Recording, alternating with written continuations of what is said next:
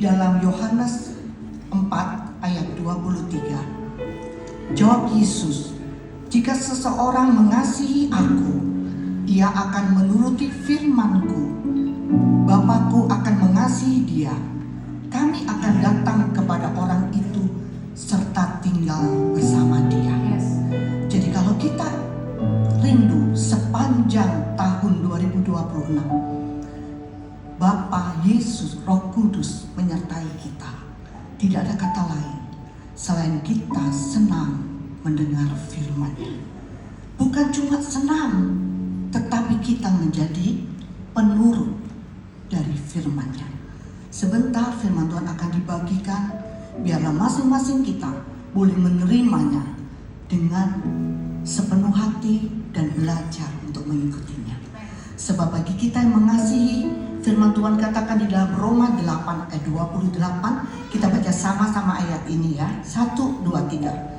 Sekarang kita boleh yakin bahwa bagi kita semua yang mengasihi Dia, Allah selalu mengatur semua hal yang kita alami dan hadapi, supaya hal-hal itu menghasilkan kebaikan. Karena kita adalah orang-orang yang sudah dipilihnya sesuai dengan rencananya. Amin. Tuhan dengan detail menjalin semua peristiwa-peristiwa dalam hidup kita. Baik Tuhan izinkan kita ada di dalam lembah, tetapi dikatakan semua Tuhan jalin untuk mendatangkan kebaikan, asal kita mengasihi Dia. Bagaimana kita mengasihi Dia? Ketika kita mau dengar firman-Nya, kita punya kerinduan, kita mau menjadi penurut-penurut firman-Nya. Amin.